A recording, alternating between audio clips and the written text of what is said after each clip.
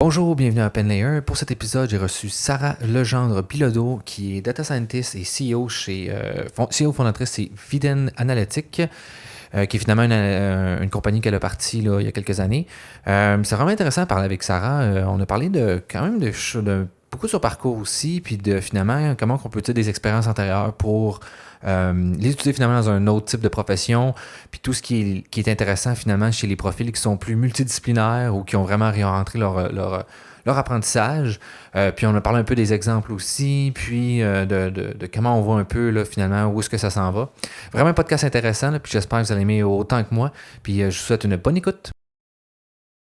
C'est comme animer des ateliers chez des clients. Ah ouais, Des fois, ça ouais. participe au bout, puis les participants, ils amènent des idées, tout ça, mais d'autres fois, il faut tellement tirer le jeu des gens.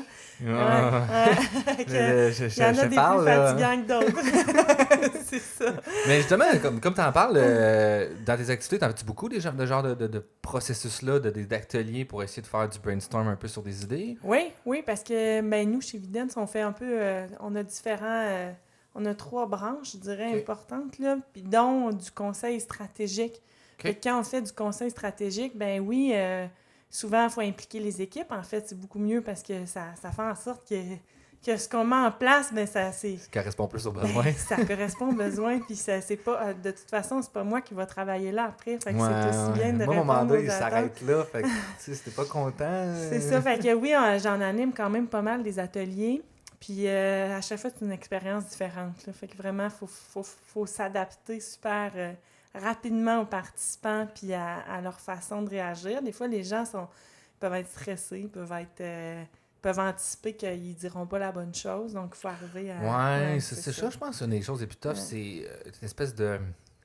Pas honte, là, je pense que c'est fort Ouais, comme mot, là, mais tu sais, comme de. Voyons, en tout cas, on va dire honte, ouais de mais comme faire une erreur ou dire quelque chose qui n'a pas de sens, c'est ça. puis de perdre la face devant ses collègues ou devant des Ouais. gens qui sont intimidants, là, en Alors que fait. des ateliers, c'est justement fait pour faire sortir toutes les bonnes idées et les moins bonnes aussi, mais le but, c'est que toutes sortent. Ouais, fait que c'est quand même, je pense que c'est un art, animer des ateliers, puis à chaque fois, on essaie de s'améliorer, puis tout ça, mais ouais, c'est un défi à chaque fois. Puis qu'est-ce Ouais. que tu as trouvé que dans ta formation, tu as plus préparé, académique ou professionnel, à ce genre de processus-là?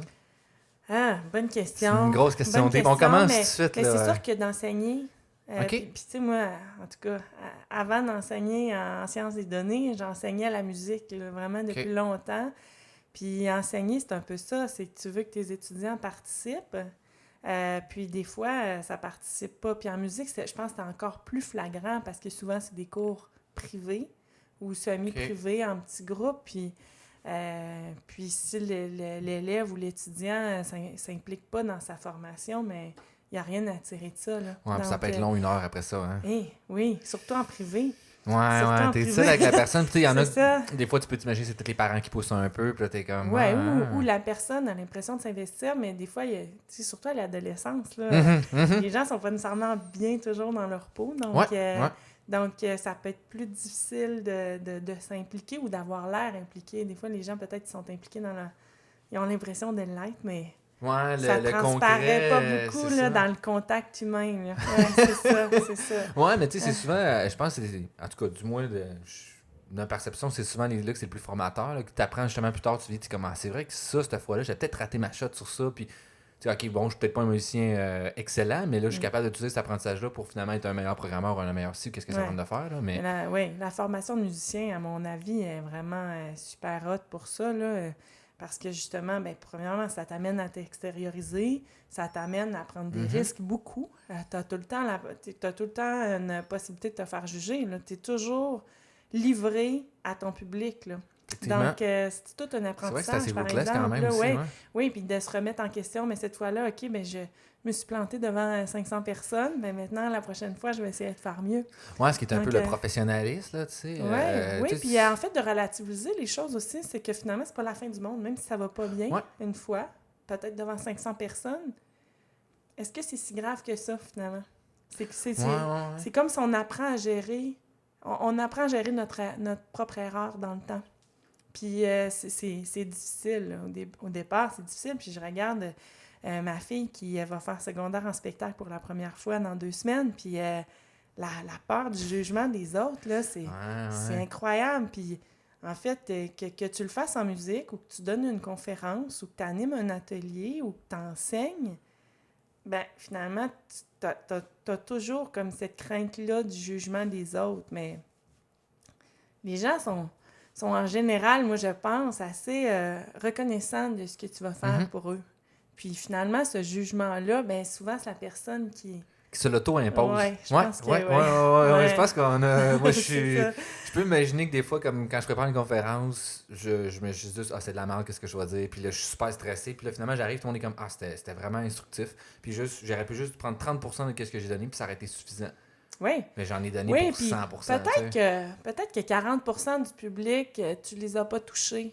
Mais peut-être l'autre 60%, ou c'est peut-être 10%, mais si tu les as vraiment atteints, ben, tu as rempli ton objectif quand même. C'est que tu as eu de l'impact pour quelqu'un. Ou tu as été pertinent pour un groupe d'individus. Fait que finalement, les autres pour lesquels tu n'as pas été pertinent, au pire, ils ont peut-être un peu perdu leur temps. Ouais, ou peut-être que ça va juste résonner plus tard. Il y a des choses que moi, on me dit dans ma vie, m'a résonné comme 2, 3, 10 ans plus tard, quasiment, que j'ai fait cette personne-là m'avait dit ça, puis ça m'a marqué. Comme là, je vous remarque, ça m'a marqué dans mon parcours. Ouais. Puis c'est là que je pense que c'est la valeur à se créer vraiment. Là.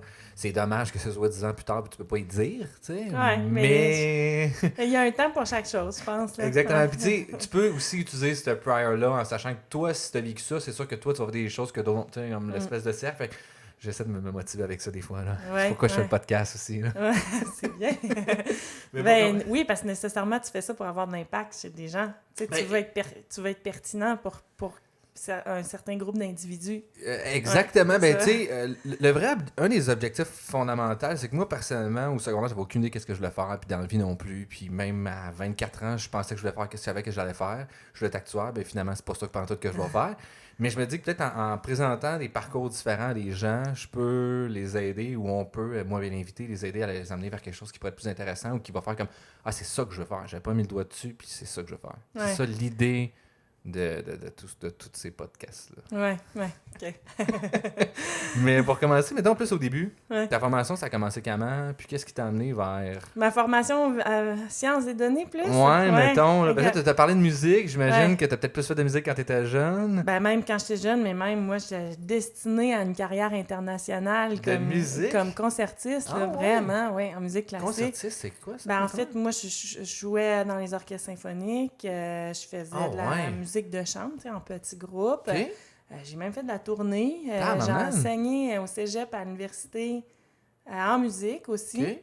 Puis, en fait, c'est ça. Moi, j'ai passé 10 ans de ma vie au Conservatoire de musique de Québec. Donc, c'était vraiment... j'ai même pas fait mes maths au cégep, là.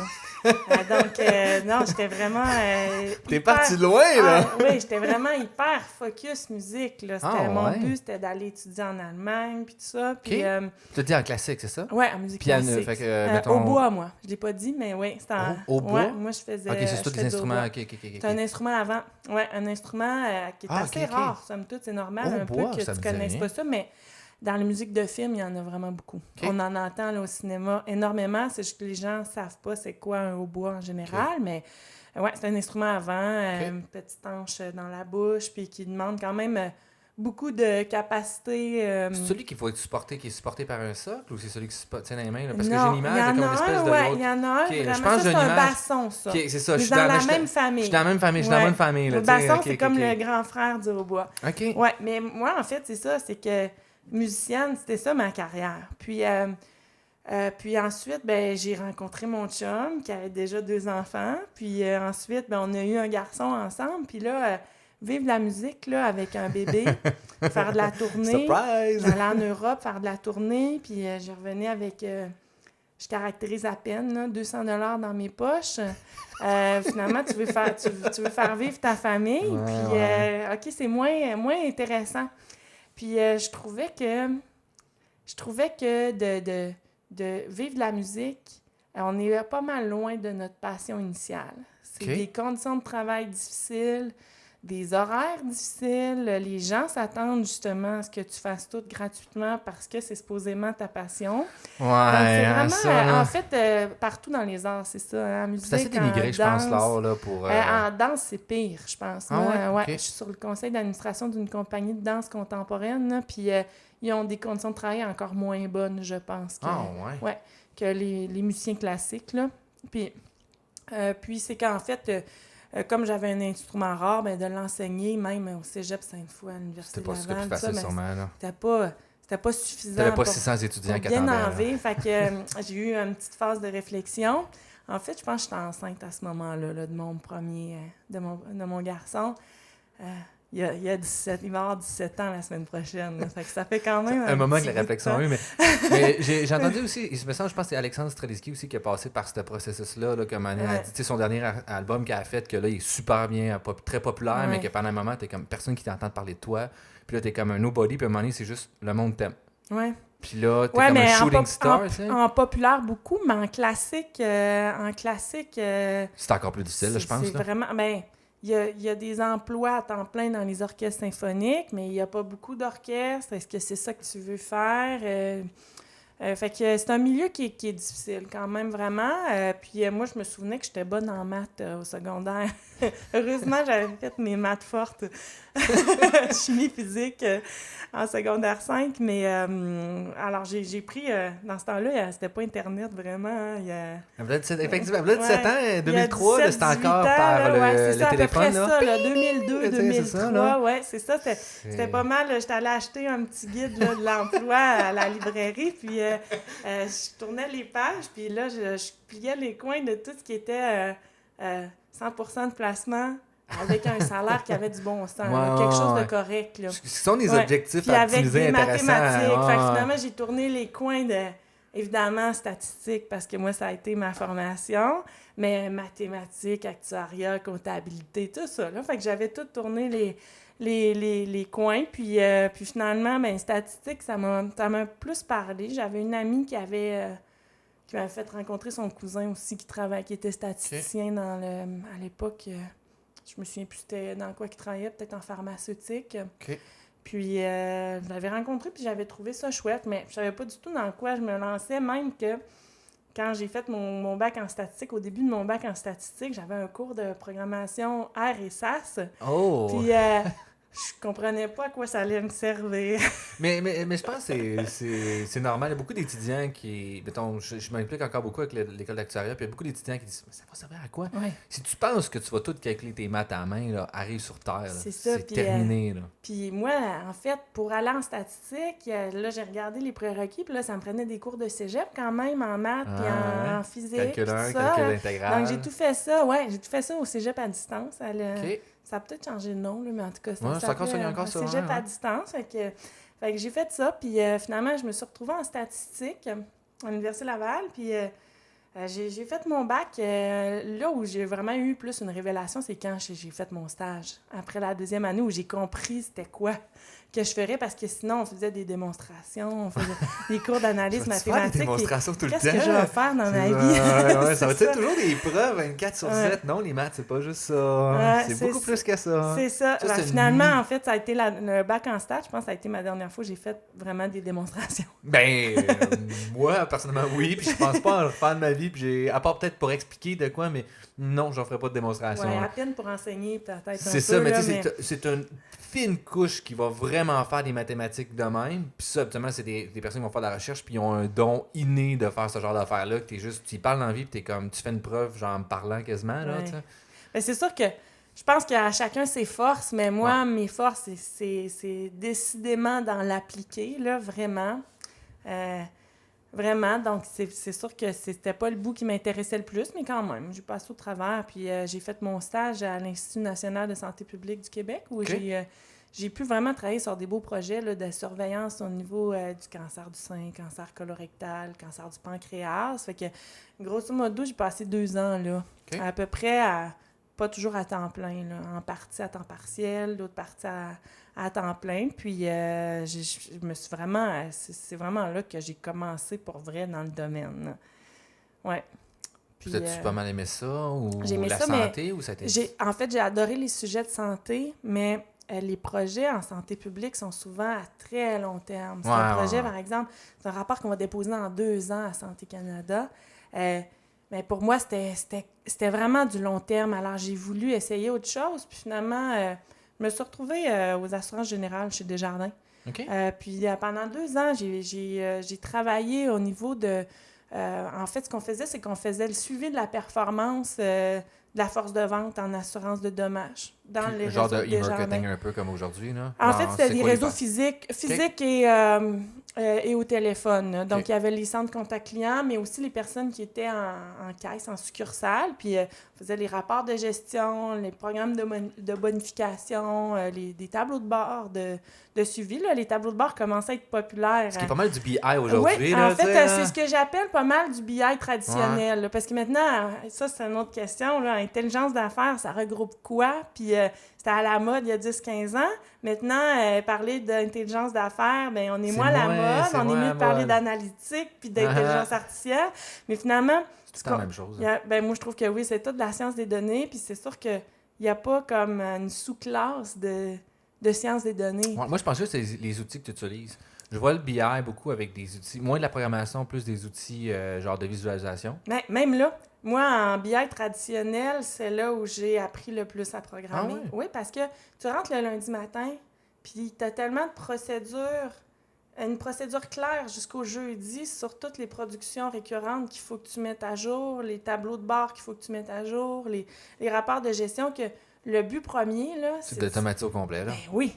Ne refais pas ça, cling, cling, cling. Oui, sinon, c'est tu as juste une journée de production, c'est pas beaucoup. Non, c'est là. ça, parce qu'en fait, c'était tout le temps rendu au jeudi après-midi, puis le vendredi, que j'avais du temps pour faire du développement, puis penser à autre chose, puis d'essayer peut-être d'intégrer un petit peu de prédictif. C'était pas à moi de faire du prédictif, là, des analyses prédictives. Il y a 10-15 ans, là, dans les entreprises, on nous disait « Ah, t'es-tu sûr que ça va te servir? T'es-tu sûr que ça va amener de la valeur? » là, puis Surprise! Moi, à ce moment-là, je commençais à y croire, mais les gens ne voyaient pas l'avantage. Ouais, mais c'est pas mal le début, là, justement. Puis il y avait les méthodes aussi étaient plus classiques, c'était plus du base sûrement, puis des régressions linéaires, mais ce qui fonctionne souvent ça a très encore bien. Ça a là, encore sa place, parce que surtout en début de projet, je trouve, dans tu un commences projet pas à faire des affaires d'AML au début. Là. Non, on commence par une droite de régression. Juste bien comprendre ton problème. Exactement. Ne serait-ce que bien comprendre, est-ce que tu utilises, est-ce que tu as oublié des variables qui n'ont pas d'affaires dans ton... Ou as-tu besoin, as-tu suffisamment de données, ou c'est quoi les données que tu devrais exploiter? Comme, mettons, des fois, tu commences un projet, tu as un petit peu de données, puis tu es comme, on va être capable de faire de quoi, puis finalement, tu exploites tes données, tu es comme, non, il nous manque de données, ou il nous manque ce type d'informations-là pour arriver à la conclusion qu'on veut avoir. Fait que c'est là que tu commences avec des modèles qui sont faciles à implémenter, pas longs, facile à avoir du feedback, avant de faire comme, ben on va prendre un gros modèle de Transformer, puis de dire des buzzwords qui sont vraiment cool, puis finalement, tu arrives à faire, t'es comme, on n'a rien fait au bout d'un an. Ben, moi, quand même, tu sais, maintenant, j'ai des méthodes que j'aime beaucoup, comme des gradients boosting, puis tout ça, là, je trouve que ça fonctionne tellement bien. Parce que ça permet de tirer vraiment beaucoup de valeur en pas tant d'efforts que ça. Non. Donc, il y a des méthodes vraiment qui sont 3 lignes de code quasiment, là, puis t'es comme, ben, je viens de faire un modèle. Mais tu sais, juste le concept de boosting, tu sais, moi, au début, je connaissais pas ça, puis dernièrement, j'ai utilisé, puis j'étais comme, c'est quand même une bonne idée. Genre, la personne qui a l'idée de faire ça, en plus, c'est vieux, là, c'est qu'en 96, il me semble, ils ont sorti ça, le boosting, il y a plein de choses, même, c'est ça, il y a plein de choses qui n'étaient pas à la mode à l'époque. Puis, en fait, on disait c'est quoi qu'on a dit tantôt, on a parlé de il y a toujours un temps pour chaque chose, là, mais là, c'est ça. Ouais, t'as raison. Les gens qui travaillaient sur les réseaux de neurones là, à la fin des années 90, là, il y a personne qui les écoutait. Se faisait dire, qu'est-ce que tu fais là? Décroche, genre ça marchera jamais. Ça fera jamais rien, puis t'en as qui ont gardé le cap, puis ça a permis qu'aujourd'hui, là, c'est fonctionnel, mais peut-être dans 10 ans, ça peut changer encore. Peut-être d'autres choses. Sûrement d'autres choses, en fait. Ben, j'espère qu'il y aura d'autres choses. Parce que sinon, ça serait triste qu'on garde encore la même chose. Non, c'est ça, il faut évoluer, mais la régression, moi, j'aime ça encore au bout, là. Je trouve qu'il n'y a rien de mieux que ça pour bien comprendre dans quoi on se lance. Ça va être difficile d'arriver à des résultats aussi bons, par exemple, qu'avec des méthodes un peu plus, je vais dire, modernes ou plus récentes, comme du boosting, mais quand même pour comprendre un problème, puis s'assurer qu'on n'a pas oublié, par exemple, un potentiel prédicteur qui qui est construit à partir de notre variable à prédire. Ouais, genre, oui. Mais pour vrai, ça a l'air stupide, mais ça a l'air stupide, on l'a tout déjà fait, là. C'est une erreur extrêmement fréquente. Ouais, genre, t'es comme, voyons, j'ai trouvé une bonne précision. Ouais. Ah, j'ai laissé mon label, là. C'est ça, hein? Ça, j'ai pas droppé le label. Fait que juste pour ça, puis je trouve que ça amène une rigueur en début de projet aussi. On n'a pas le choix de bien faire les choses. Fait qu'après ça donne confiance pour appliquer d'autres familles d'algorithmes, par exemple. Mm-hmm. Mais toujours est-il qu'il y a 10-15 ans, tout ça, c'était pas vraiment la mode, même faire des régressions. Tant que ça dépendait des milieux. Comme en santé publique, ça l'était. Mais comme dans le bancaire ou assurance où j'étais arrivée, c'était pas valorisé nécessairement. Tout comme même faire une maîtrise dans le domaine. Ce qu'on engageait, c'est des gens qui avaient des bacs. Bac en statistique, bac en actuariat, bac en mathématiques, je pense que c'est peut-être un peu parce que informatique. le Québec, le système d'éducation est quand même arrivé tard, là, moderne, là, mettons, si on veut dire. Les universités sont pas arrivées en 2000, mais ne sont pas arrivées non plus en 1900. Là, fait que peut-être qu'il y a ça qui s'est installé tranquillement. Ou bien c'était tellement une culture à faire, plus administration, que c'était pas valorisé nécessairement dans le domaine. La compréhension du problème et plus le business layer qui était priorisé. Là, qui était plus valorisé, je pense, en tout cas. Fait qu'il y a moi, j'ai trouvé qu'il y avait beaucoup de chemin à faire à ce niveau-là, mais moi-même, je cheminais en même temps. Là, j'étais nouvellement diplômée de mon bac, là, mais moi, je pensais faire une maîtrise, puis là, j'ai regardé dans quoi.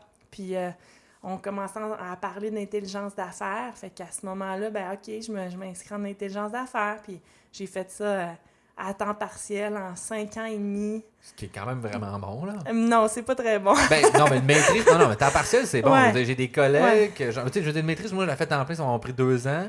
Et si je l'étire, je me dirais un 4-5 ans, c'est quand même... moi, je dirais que, en tout cas, moi, je l'ai faite à HEC, puis c'était l'extrême limite pour pas avoir mon diplôme.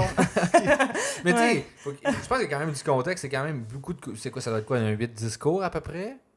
Moi, je l'ai fait avec mémoire, fait que j'avais 7 cours. Maintenant, les gens font tout avec projet, fait que c'est 12 cours maintenant de maîtrise.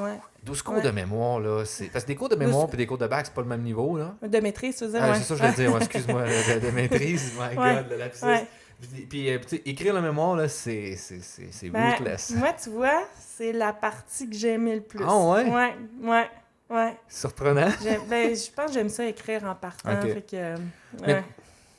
Mais maintenant, plus personne fait ça avec mémoire presque. Là, moi, à HEC, là, j'enseigne maintenant aux étudiants de sciences des données et intelligence d'affaires depuis 5 ans maintenant.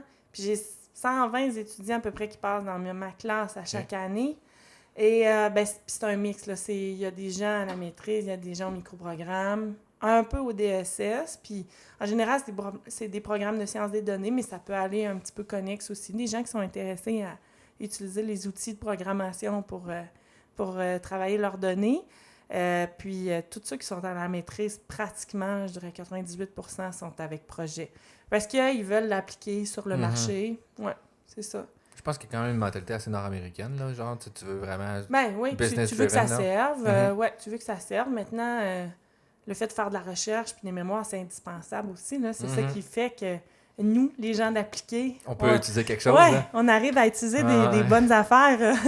Mais tu sais aussi, comme, mettons, tout ce qui est vraiment la science des données, je pense que ça va tellement vite que c'est difficile, mettons, de faire un mémoire ou un doctorat puis ne pas être désuet rapidement. En fait, ça, moi, je trouve que c'est un point dont j'aime parler parce que, moi, personnellement, puis tous les gens qui m'entourent aussi, tout le monde a constamment l'impression d'être pas à jour.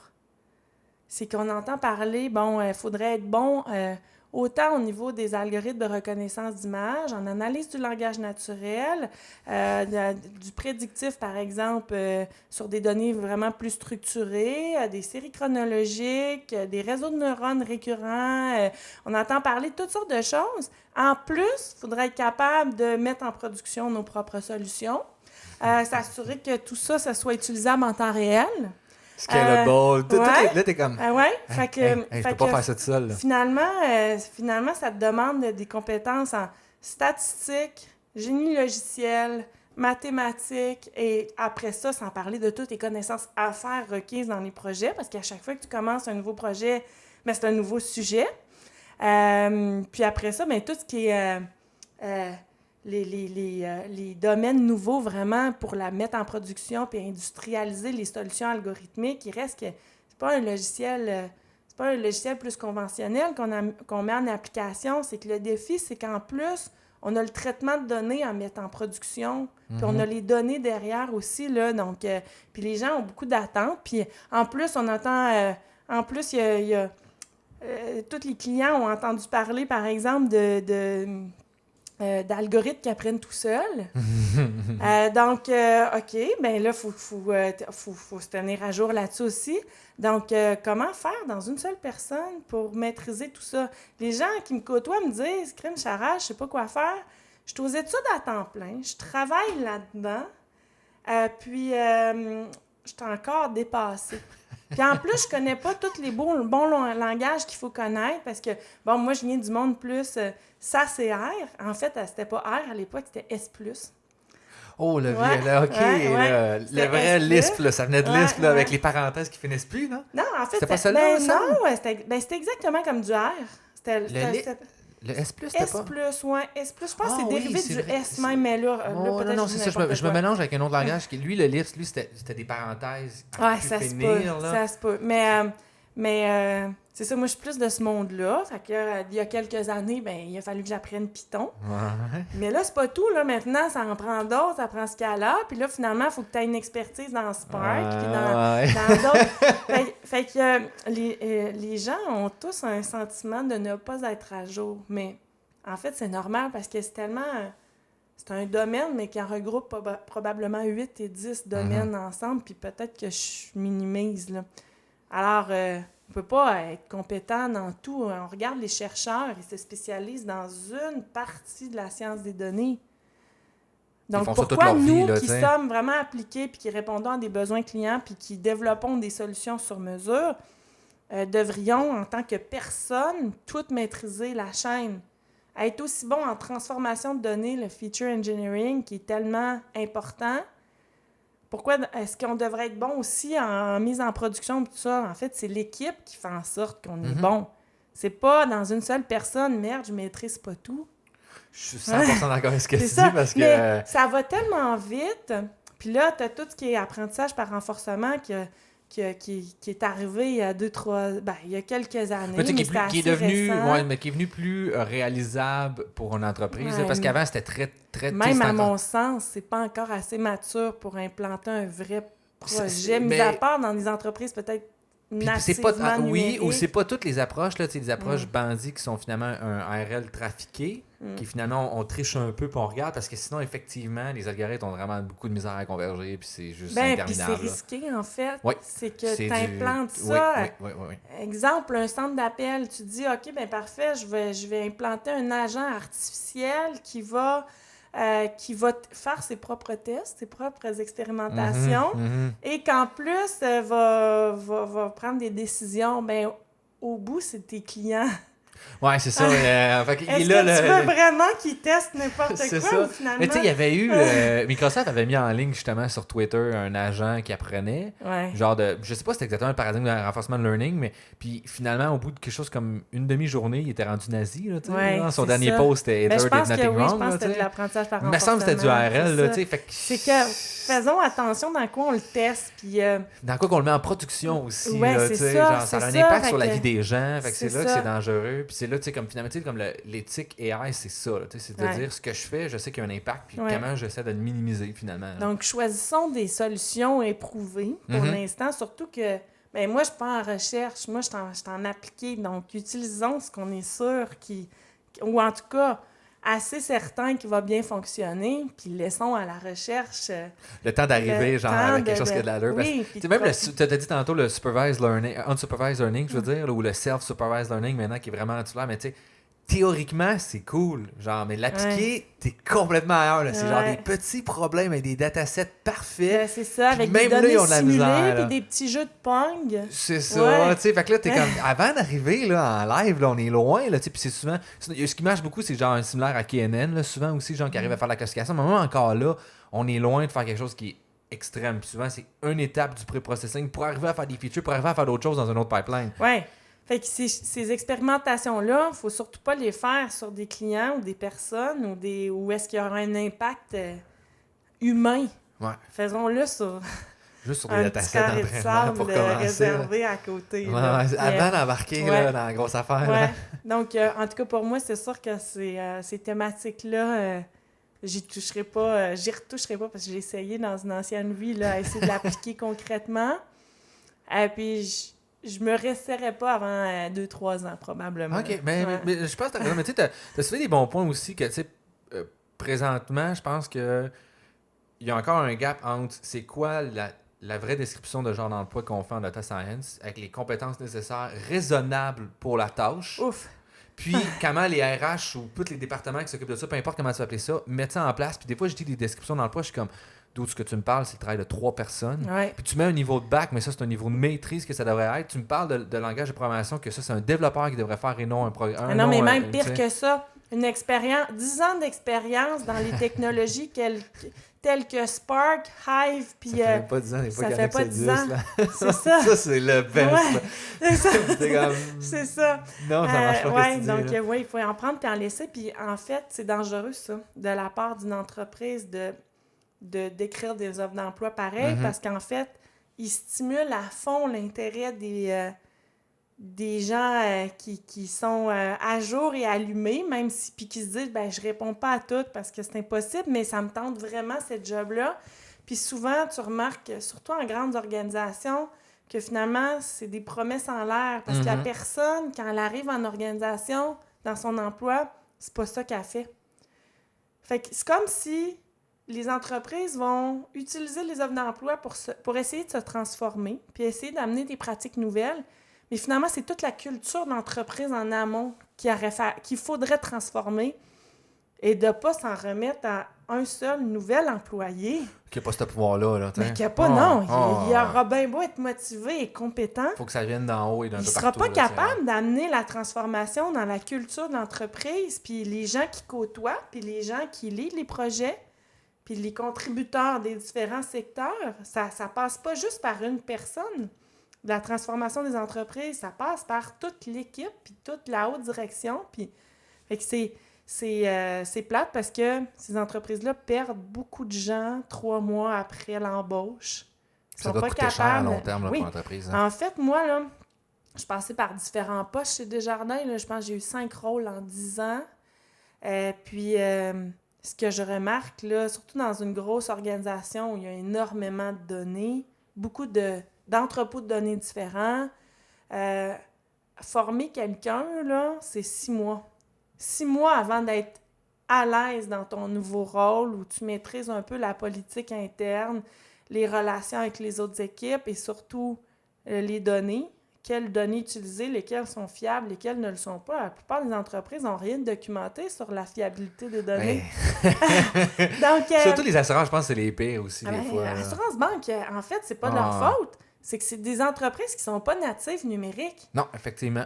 C'est souvent, c'est historiquement zéro numérique. Ils ont des vieux systèmes dans des banques, là, c'est pas rare d'avoir... En COBOL, puis en n'importe quoi. Il y a encore des programmeurs COBOL, là. Ils ont pu choisir. En fait, c'est une rareté sur le marché. Oh, c'est ça, puis ils payent très cher parce qu'ils en ont besoin, parce que tout leur système d'exploitation quasiment fonctionne là-dessus, puis ils sont comme, hey, ça tombe, c'est fini, la banque, là, elle n'existe plus. Là. Ouais. Fait que, en fait, c'est un gros défi pour une grosse organisation de se transformer. C'est pas simple. On regarde ça de l'extérieur, puis on se dit, ben voyons, comment ça se fait qu'ils n'ont pas l'air à jour comme ça.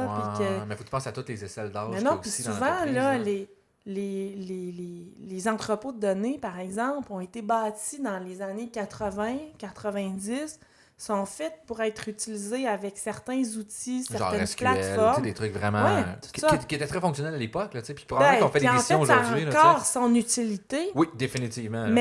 Mais ça a son utilité dans les tâches où, par exemple, SQL est bon. Oui, mais on ne change pas complètement les outils technologiques d'une grosse organisation du jour au lendemain. Là. Non. Il y a beaucoup d'impact. Mais même comme j'avais vu, mettons, comme Microsoft, Amazon, Google, ce qu'ils font maintenant beaucoup, parce qu'ils sont plus capables d'avoir autant de créativité puis de cette espèce de bassin-là comme une start-up, mettons, qui est capable de bouger rapidement et de prendre les nouvelles techno. Fait que c'est pour ça qu'ils achètent des start-up. C'est qu'ils sont capables de prendre cette techno-là qu'eux autres, ça leur aurait pris 10 ans à développer, puis ils sont capables d'acheter quelqu'un qui l'a fait en 1 an, d'intégrer ça, modifier ça un peu dans sa pipeline, puis de repartir ailleurs. Oui, puis j'arrive du FinTech Paris, puis c'est un peu ça l'approche. Là. Toutes les grandes institutions financières, les grandes compagnies d'assurance en Europe, ben, ils ont beaucoup des incubateurs de start-up. OK. Puis ils supportent beaucoup ça parce qu'ils se rendent compte que leur transformation, puis même au niveau de la culture, va passer quand même par le support de start-up, puis d'être imprégné un peu de cette ambiance-là. C'est pas parfait parce que ça reste une grosse organisation avec ses difficultés, ses vieux systèmes, sa multitude de systèmes, mais ils se rendent compte qu'ils ne seront pas capables de le faire tout seuls. OK. Ouais. C'est vraiment l'écosystème de la grande entreprise, la petite entreprise, la start-up, il devient nécessaire. Pour faire une espèce d'échange. Oui, un échange. Synergie, puis en fait, il y a un bénéfice aussi pour des startups de faire affaire avec des grandes entreprises là, parce que ça leur amène une autre perspective, beaucoup de potentiel, évidemment.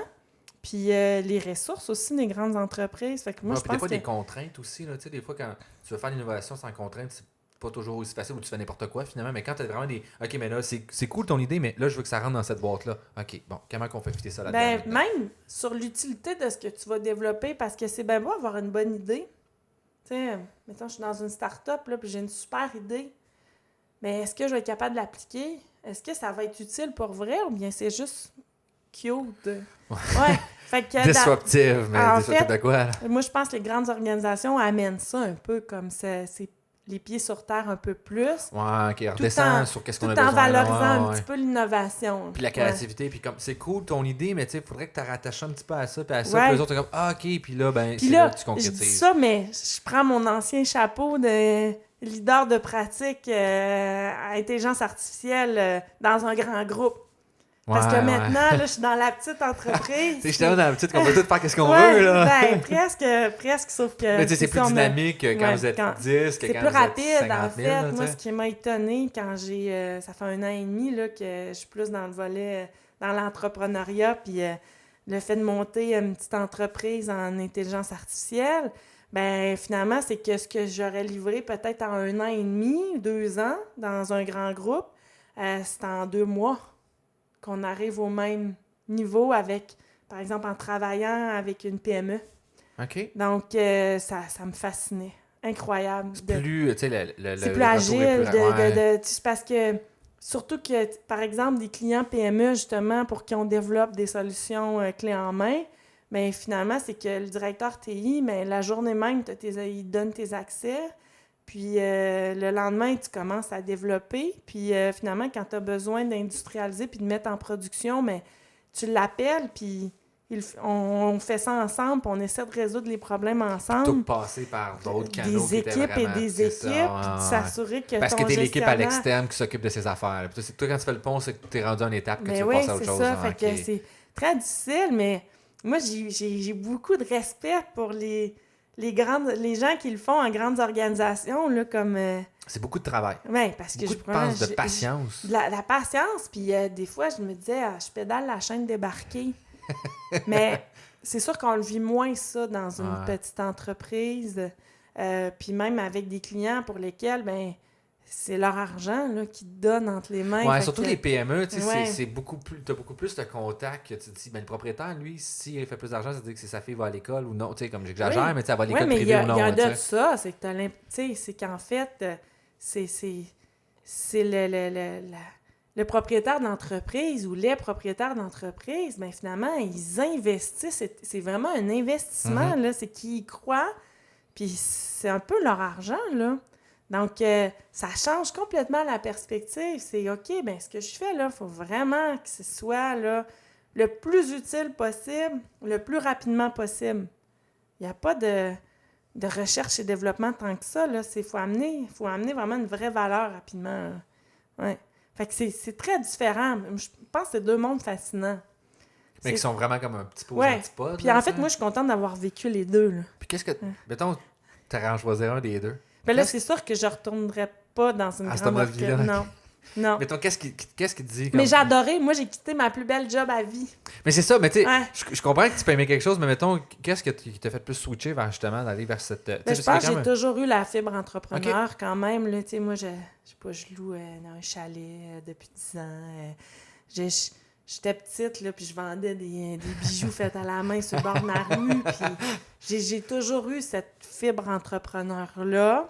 Maintenant, j'attendais le bon moment, je pense. Puis moi, en fait, j'ai toujours été appelée par la consultation. Là, je me souviens même, il y a plusieurs années, j'y pensais. Mais je voyais les consultants, par exemple, dans mes équipes ou les équipes connexes, faire les choses plates qu'on n'aimait pas faire. Ouais. Là, moi, je me suis dit, le jour où je vais passer de l'autre côté, plus au niveau service, consultation, ben on me donnera pas les choses que Je veux pas faire ça, là. Non. Tu sais, le terme bodies, là, tu sais, des corps que tu mets là pour faire la job que t'as pas le goût de faire, là. Que pour moi, c'était bien important d'avoir acquis vraiment le maximum d'expertise, d'être reconnu quand même sur le marché, justement pour faire ce que j'aime. Plus choisir un petit peu piqué, là, genre. Ouais. Ça, là. Ben oui, puis vraiment faire des projets stimulants, là. Puis Ouais. que j'en ai plus de Parce valeur que de faire tu sais, du... regarde-moi, moi, j'ai vraiment aimé faire de la musique puis des concerts. Quand j'ai décidé de me réorienter, là, c'était pas un plan B. C'était... Ouais, je me suis dit, non, je vais me donner au moins autant que je me suis donné en musique. Et non, c'est une alternative parce que ça n'a pas fonctionné. C'est comme, non, j'ai aimé ça, mais là, je passe à autre chose. J'en vois des amis musiciens que, justement, ils se réorientent puis ils choisissent une autre carrière, mais il y en a beaucoup pour qui c'est un plan B. Okay. Et ça reste un plan B parce que si on les appelle pour faire de la musique, ils vont y aller. Ils vont tout lâcher puis ils vont retourner en musique. Alors que moi, je suis vraiment passée ailleurs. Je suis plus passionnée de ce que je fais maintenant que ce que je faisais avant. OK. Ouais. Mais tu sais, peut-être comme tu as parlé un peu d'un point comme le mode de vie peut-être, puis la qualité de vie qui est là aussi. C'est même aussi, c'est tout le... Je trouve qu'en sciences des données, il y a un volet créatif qui est pareil en musique. Puis ma créativité, en fait, je trouve que je l'utilise autant dans mon domaine actuellement. Parce que... Mais si tu vas arriver à des solutions vraiment bonnes, là, ça prend un côté créatif, sinon tu vas faire la même chose que tous tes compétiteurs. Puis ce qui est un peu ce que tu vois, tu sais, comme c'est pas une créativité artistique, mais c'est une forme de créativité quand même. Oui, c'est d'avoir des idées qui sont différentes un peu. Fait que c'est sûr que moi et mes collègues, quand on va engager quelqu'un chez Videns, ben, on a tendance à valoriser comme des expériences un peu ou des parcours un peu atypiques. Puis tu sais, tu l'as vu quand t'as exploré un Ouais, mais j'ai exploré un peu l'équipe, c'est ça qu'on discutait avant, là, mais il y en avait que j'étais comme, on sait quoi ce parcours-là? Ça part de A, ça va à Z. Moi, je trouve que c'est là la valeur d'une équipe, c'est justement dans des expertises puis des expériences variées. Puis quand je dis variées, c'est pas juste, j'ai fait de l'informatique puis de la statistique. C'est vraiment varié. Ouais, j'ai vraiment varié. De la sociologie, puis là, je fais puis de la philosophie. Puis genre, là, t'es rendu. Ouais. Mais c'est souvent là que je trouve qu'il y a des choses vraiment intéressantes qui ressortent. En tout cas, du moins que moi, quand je regarde, je suis comme, c'est tellement à l'opposé de moi que je suis content d'avoir ce point de vue-là, parce que ça m'amène une autre perspective sur qu'est-ce que je fais. Ouais. Qui est vraiment pertinent. C'est ça. C'est sûr que tu t'emmerdes pas, parce que dès que tu veux challenger ton idée, ben t'as toutes sortes de choses qui sortent, là. Puis souvent, des gens super versatiles et super diversifiés qui ont eu des intérêts multiples dans leur vie, ben souvent, c'est du monde vraiment alerte, motivé et intelligent. Ouais. Je trouve. Qui ont un désir d'apprendre aussi souvent, parce que ils se sont réorientés et non de juste s'asseoir sur les lauriers puis de se mettre sur cruise control, là, comme on dit. Oui, c'est du monde passionné. Tu t'investis pas... dans plein de domaines qui n'ont pas apparemment de lien entre eux. Juste pour le fun, là. Ben, parce que je pense que c'est l'avenir. Non, c'est pas de la philosophie puis de la science de données, non, mais c'est parce que j'aimais les deux, fait que je me suis investi dans les deux. C'est ça, c'est des gens qui aiment ça. J'étais passionné par ça, puis je voulais le vivre, là. Fait que c'est sûr que moi, ça vient me chercher, c'est sûr, ce genre de profil-là, probablement, parce que, quand je me suis réorientée puis je disais que j'étais musicienne, je sentais que les gens disaient « Ah, OK, c'était une autre vie puis ça sert à rien. » Mais c'est pas que ça sert à rien, c'est que j'avais une expérience d'enseignement, c'est de jouer en public, c'est toute la gestion du stress. Il y a beaucoup de choses, là, finalement, qui sont réutilisables. Ouais, mais puis c'était pas valorisé. Pas du tout. Mais, mettons, j'avais eu une fois, Université Laval, tu sais, Splush, sûrement que tu connais, là, qui est le service de placement. Puis moi, une fois, je l'ai rencontré, puis là, j'étais comme, je sais pas comment mettre mon CV, tu sais, pour appliquer un stage. Puis là, elle part. Puis là, elle me dit, qu'est-ce que tu as fait? Puis là, elle me sort tout plein de liens. Puis là, tu vois, là, tu as appris telle affaire. Puis là, j'étais comme, OK, quand tu te poses vraiment la question sur c'est quoi les expériences que tu as appris en faisant quelque chose, tu te rends compte que tu peux dire n'importe quoi, tu sais, dire de la bullshit, comme on pourrait dire. Puis qu'après ça, c'est juste des liens. Puis après ça, il faut juste que tu le verbalises comme il faut. Puis tu peux.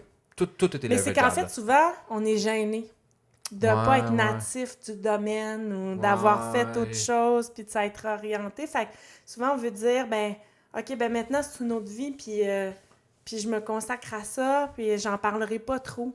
Mais finalement, puis moi, c'est avec le temps que j'en parle, parce qu'au début, j'en parlais pas, que j'étais musicienne aussi.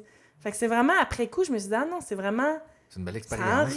Ça enrichit, tout comme quelqu'un qui a fait de la danse, tout comme quelqu'un qui fait des arts visuels, ça amène autre chose, d'autres perspectives, les gens sont différents d'un point de vue de la personnalité, puis c'est ça qui fait qu'en équipe, finalement, tu as une équipe diversifiée avec pas tout le monde qui pense pareil. Ouais, tu sais, j'ai une espèce de co-sanguin intellectuel, c'est pas tout le temps la même chose. Moi, je pense qu'on est meilleur dans la diversité plutôt que dans la... Tout à fait d'accord avec ça. Puis mettons, on a parlé un peu plus tôt de la créativité. Comment tu vois comme l'espèce de créativité à travers le système académique, tu sais, comme enseignante, comment tu incites les étudiants à essayer de stimuler cette espèce d'aspect-là? Alors que c'est quand même assez réglementé souvent, là, tu sais, tout ce qui est processus académique. Là. En fait, l'école puis la formation, ça a son rôle. Puis, tu peux être créatif sans rien connaître, mais tu peux être créatif en connaissant bien tes bases aussi. Puis je pense que tu es meilleur quand tu es créatif en connaissant bien tes bases. Donc, pour moi, il y a comme, effectivement, un niveau à atteindre, puis malheureusement, peut-être tu n'auras pas à exploiter pleinement ta créativité. Si tu n'atteins pas cette espèce de niveau de compétence fondamentale. Il est nécessaire. C'est intéressant. Il est nécessaire. Fait que je parle beaucoup de créativité, mais pour moi, la rigueur, c'est vraiment important. Puis d'être exigeant, puis de vouloir vraiment la perfection. Puis pourtant, je suis pas perfectionniste, mais d'avoir... Tu sais, le souci du travail bien fait, il est nécessaire. Fait que c'est juste complémentaire. Puis l'école, pour moi, doit répondre aux besoins de bien asseoir les bases. Ce qu'on veut, c'est du monde compétent. Puis quand je dis compétent, c'est, par exemple, en programmation, là, pour moi, la compétence, puis il y en a d'autres qui auront sûrement d'autres définitions, mais pour moi, être minimalement compétent en programmation, c'est d'être capable de... Tout ce que tu penses vouloir faire dans ta tête, tu es capable de le transposer dans un langage de programmation. Après ça, peut-être tu n'es pas efficace. Peut-être tu programmes super mal. Puis là, il y a plein d'autres choses. Il y a plein d'autres choses qui embarquent, là, mais au moins, tu es capable. Au moins, quand tu transposes un problème tu es capable. Numérique. Fait que moi, je pense que ça, c'est la base. L'école répond à ça minimalement. Après ça, tu as des programmes qui vont plus favoriser la créativité que d'autres, je pense. Il y a des parcours aussi qui vont favoriser plus ça que d'autres. Puis c'est pas tout le monde qui est à l'aise non plus dans le volet créatif. Ça, là. Donc, je pense que c'est correct. Là. Mais l'école, ça répond à un besoin. Ouais. Fait que c'est pas tout. J'ai bien beau être musicienne, là, si je sais pas programmer puis je veux faire de la science des données. C'est bien beau la créativité, mais ça donnera rien. C'est ça. C'est cool le langage de programmation, mais là, faut quand même que tu l'écrives. Faut que tu saches comment faire puis comment, après ça, bien le faire. Ouais, je suis tout à fait d'accord parce que, mettons, ça m'est arrivé des fois que j'essaie de résoudre des questions créatives si on veut un problème en informatique puis que j'avais pas toutes les tools techniques pour utiliser ça. Puis à un moment donné, d'un coup, je les ai faites, je fais là, c'est clair, poum. Là, j'ai vraiment exploité le langage à un autre niveau.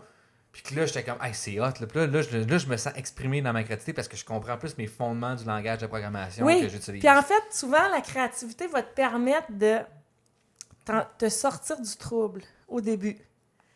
Parce que tu sais pas vraiment bien programmer, mais tu sais programmer. Fait que t'es créatif, donc tu vas te rendre au bout. Oui. Tu vas te rendre au bout. J'ai des images de TP que j'ai corrigé d'étudiants puis que je me dis, c'est créatif. C'est ça, mais tu te rends au bout. Après ça, là, t'acquiers plus de base. Ouais, Puis ou même, de la rigueur, comme tu disais. plus Là, de ça... rigueur. Ouais, OK. Puis là, ben, ta créativité, elle te permet vraiment d'être impressionnant ultimement, là, parce que ça va tout le temps t'amener plus loin. Mais c'est toujours tu commences où? Mais il faut que tu commences quelque part. Ouais. Ouais, non, j'aime vraiment ce que tu viens de dire. Mais c'est ça, pour moi, points, là, ouais. pour moi, la formation, c'est essentiel, là. Oui, Puis d'être définitivement. bien formé, puis d'avoir des bonnes bases, la rigueur, puis de faire bien les choses, c'est essentiel. Ça va pas contre la créativité. C'est un outil qui va ensemble. Ça supporte. Ouais. Je vais dire ça comme ça. Mais j'aime vraiment comment tu l'as exprimé. Tu vois, je m'en viens intelligente. plus qu'on va voir, plus qu'on va dire des choses philosophiques. Intelligente ou... C'est ça. Ou philosophique. Mais tu sais, ça, c'est le Balmer Peak. Là, on n'a pas un point, mais ça va juste redescendre, malheureusement. OK, puis c'est là que tu fermes... c'est là qu'on va fermer la caméra. Puis sinon, après tout ça, là, on a parlé de Desjardins, Videns, mettons, c'est quoi les prochaines choses que tu vois, que tu voudrais faire dans le futur? Comment tu vois ton rôle dans le futur, mettons? Ben, c'est sûr que moi, je suis à la tête d'une entreprise avec des collègues qui croient quand même vraiment bien. On a vraiment plein de beaux projets. Maintenant, ben, plus qu'on embauche de personnes, qu'on a de collaborateurs, plus qu'on a une responsabilité de les occuper dans des tâches vraiment excitantes. Qui est un autre type de stress. Oui, mais c'est qu'en fait, c'est que oui, je me sens responsable auprès de ces gens-là, non seulement de leur amener un salaire, là, mais au-delà de ça, là, de leur amener une valorisation personnelle, une possibilité de se valoriser dans des projets stimulants, au goût du jour, qui vont leur permettre d'apprendre aussi. Fait que ça quand même, c'est quand même une bonne pression, là. Ouais, parce que c'est comme une genre de performance, mais tu sais, en même temps, une performance sociale, tu sais, parce que tu veux finalement bien t'occuper de ta micro-société, ton entreprise. Oui, c'est comme une mini-société. Puis en fait, avec la croissance, tu veux pas perdre le volet familial d'entreprise, puis comme agréable, puis bonne entente, puis réalisation personnelle, tout ça, là, tu veux pas le perdre, là. Fait que moi, c'est sûr que cette bascule-là, on n'est pas rendu, mais c'est sûr que ça me préoccupe, puis mes associés aussi, là. Je me rappelle plus c'est qui avait dit ça, mais en tout cas, j'avais lu une citation d'un entrepreneur à Québec. Lui, il avait dit, moi, la limite où est-ce que j'atteins, c'est quand je suis obligé de racheter un autre layer administratif, puis je peux plus gérer tous mes employés que j'ai tout seul, avec mes deux, mettons, équipes avec moi, j'atteins mon maximum. Mais c'est ça. Il est où cette bascule-là, là, quand tu as pu...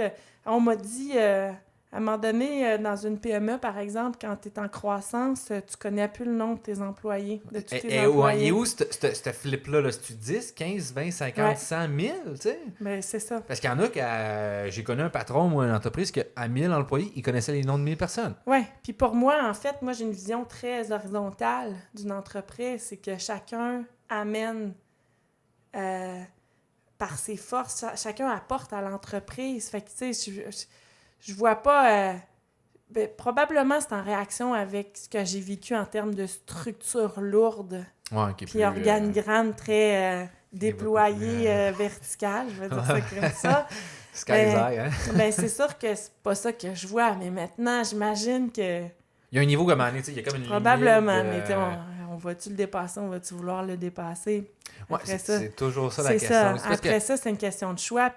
Exactement. Puis pour moi, c'est vraiment... le plus important, c'est que tout le monde soit heureux à travailler sur ça dans quoi ils sont mobilisés. Oui, parce que tu sais, quand même, 40 heures dans une semaine, c'est quoi? C'est à peu près un tiers de ta semaine, de ton temps que tu alloues à que tu dis à une entité qui n'est pas nécessairement toi. Fait que, en tout cas, je pense, moi, que c'est important que ce soit quelque chose que tu aimes puis que cette personne-là aussi te donne un amour en échange. Là, vraiment, moi, j'ai toujours dit que si j'avais pas de plaisir au travail, je travaillerais pas. Je suis très, très, très travaillante, mais c'est directement lié à ma motivation puis à Je comprends très bien ce que tu veux dire. Là. Sinon, moi, je rentre pas travailler. Je m'emmerde pas chez nous. Puis je suis sûre que je dis ça. Il y a d'autres choses les gens plus disent, ben voyons, elle travaille comme une folle tout le temps. Mais c'est parce que j'aime ça. Qu'est-ce que je fais? Parce que vraiment, je suis capable de pas m'emmerder dans en vacances, puis dans n'importe quoi, là. Ouais. C'est ça. Ouais, tu sais, je viendrais pas rentrer juste pour dire je punch in. Ah non. Je veux rentrer parce que j'ai le c'est goût ça. d'être là. Puis s'il y a une tempête de neige, ben je rentrerai pas parce que ça me tente pas d'être là, de faire traverser. Tu sais, mettons, C'est tu sais, ça, ça me il y a tente pas de mettre ma vie en danger sur la route. Exactement. Ça me tente pas, c'est ça. Fait que Ou il fait vraiment- beau, ben regarde, aujourd'hui, je vais faire une demi-journée parce que ben, ça me tente de m'occuper ailleurs Ouais, aussi, puis tu sais. moi, je sais pas si c'est la musique qui m'a amené à ça ou si c'est plus mon tempérament, mais moi, des fois, le samedi après-midi, là, je suis en feu. J'ai plein d'idées, puis j'ai le goût de travailler. Mais pourquoi je peux pas travailler le samedi après-midi? Puis tu es obligé de Ça se rentrer peut le que lundi, tu sais. lundi matin, mais ça m'a donné... Je suis moins dedans, puis ça va pas vite, puis... mais Ouais, pourquoi ouais. je m'astreindrais? À juste travailler du lundi au vendredi, Ouais. de telle heure à Ouais. telle heure. Je Ouais. suis tout à fait d'accord. Mais- Je pense que en tout cas, on ramène la créativité, mais tu sais, comme cette espèce d'esprit de réflexion, moi, il fonctionne pas à 9h et 5h. Il Ben fonctionne non, dans moi d'autres non temps, plus, je suis pas puis capable de il y a des le... jours, ça commence à 8h, il y a des jours, ça commence à 10h, Ouais. puis ça finit à minuit. Ouais. Puis quand ça se passe, ben, j'essaie d'en profiter. Fait que si tu me dis, ben non, je veux que tu sois là à 9h, ben regarde, tu vas Ben, juste je vais être bénéficier là, mais c'est Tu ça. n'auras pas toute Mais, toute ma créativité. Mais je sais pas si je devrais dire ça, mais moi, là, quand j'ai pris mon premier emploi, là, surtout, ouais, c'est ça. Après mon bac en statistique, ça m'a pris 2 ans à m'adapter à l'horaire du lundi au vendredi, Je pense que c'est rootless. 8 à 4, mettons, parce que t'as l'habitude de faire des concerts le samedi soir. Puis après c'est là que ça se t'es passe, full là, c'est ça, adrénaline, là. fait que tu te couches pas. Mhm. Puis là, les répétitions en musique, t'as jamais ça avant 9h30 le matin, là, parce que souvent les gens ont joué tard le soir, fait que c'est un autre horaire complètement pas structuré. Puis là, d'arriver dans vraiment une structure, dans une entreprise où est-ce que tout le monde arrive le lundi matin, tout le monde quitte le vendredi, fin de journée, ouf, ça m'a pris 2 ans à m'en remettre. Ce qui est quand même beaucoup. Mais je me suis forcée, là. Ça, il a fallu que tu fasses un peu Oui, puis à un violence, moment là, comme on donné, dit, je là. me suis habituée. Ok. Ouais. Mais je m'en souviens encore. Ouais. Mais tu sais, je pense que c'est quand même, en tout cas, du moins en parlant à plusieurs autres personnes aussi de ça, je pense que c'est quelque chose qui est quand même courant. Tu sais, qu'il y a comme des profils, c'est comme, moi, ça me fait assez rapidement, puis il y en a d'autres, c'est comme, ben, moi, c'est pas à 9h, je suis productif. Tu sais. Fait Ouais. que si je Puis rentre les à 10 heures, entreprises ça change quoi? respectent ça de plus en De- plus, je ouais, pense. là. effectivement. Tu sais, maintenant, Les milléniaux ont moins apporté ça. Ouais. Je pense ça que doit- j'ai Ouais. l'impression que c'est beaucoup, en tout cas, du moins de ma perception, puis que ce que je dis dans des journaux un peu partout, c'est les autres qui ont beaucoup poussé de dire comme, ouais, mais moi, ça me tente pas de rentrer à 9h, mais tu sais, ça me dérange pas de finir à 8h aussi. Fait que tu sais, C'est ça ça. se passe entre 6h et 8h. Tu sais, moi, tout le long de mon bac, là, ça se passait à peu près à partir de 3h jusqu'à minuit. Ouais. Fait que j'ai gardé cette habitude-là pendant 3 ans, plus 2 ans de maîtrise. Fait que là, j'arrive sur le marché du travail, puis je suis comme, ben moi, je veux travailler de 3h à minuit. Ouais. C'est comme, ben ouais, mais nos meetings sont à 9h30 le matin. Ouais, mais écoute, tu veux vraiment que je sois performant, c'est là que ça va se passer, Ouais, tu sais. c'est ça. Fait que ça. c'est plus difficile dans Ouais. une corporation de Puis- 50 000 personnes de Puis tirer ton bout de après même. ça, là. ben, il faut que chacun mette de l'eau dans son vin. Exactement. Justement c'est ça. pour que tous y trouvent leur compte. Exactement. Donc, ça se peut qu'il y ait des réunions à 9h puis que tout le monde soit pas 100% présent. 100% présent, intellectuellement, mais on puis- fait l'effort. Puis on essaie de s'ajuster le plus possible aux horaires de tout le monde. Donc, Ouais. c'est Un ça. problème d'optimisation, finalement. Ouais, en Puis fait, c'est ça. C'est exactement ça. L'optimisation, tout le monde trouve sa zone de confort. Ouais. Mais, tu sais, j'avais lu aussi, il y a beaucoup Spotify. C'est ça, Spotify, eux autres ont un modèle, justement, qui essaie d'avoir transversal puis horizontal Ouais. sur comment ils utilisent. Puis c'est quand même juste intéressant de voir comme... Tu sais, eux autres, ils ont dit, notre modèle n'est pas parfait, on le sait, mais on essaie d'avoir des réflexions sur trouver un modèle qui est plus adapté puis d'optimiser le confort de Ouais. tout le monde. Je pense que c'est la réflexion qui est importante Exactement. là-dedans. Parce qu'après ça, oui, il faut que tu fasses des compromis.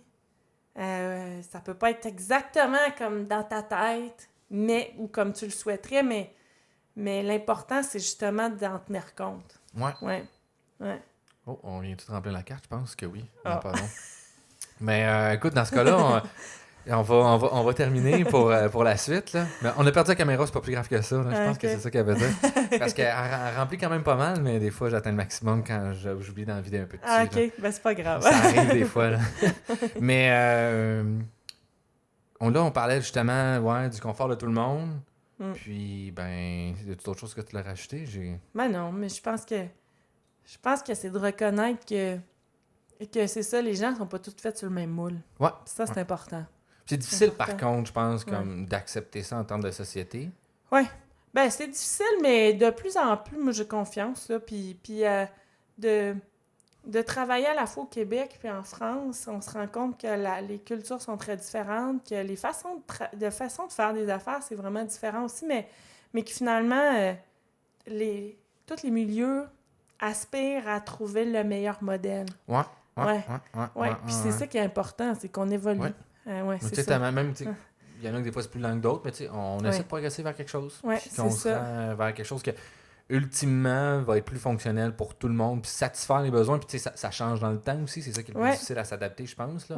V'là 30 ans, mes grands-parents, la façon qu'ils concevaient le travail, c'est pas la même chose que moi, puis ce sera pas la même chose que mes petits-enfants ou que mes arrière-petits-enfants. Fait que c'est comment on s'adapte à travers toutes ces nouvelles puis moi, je trouve qu'actuellement, c'est beaucoup...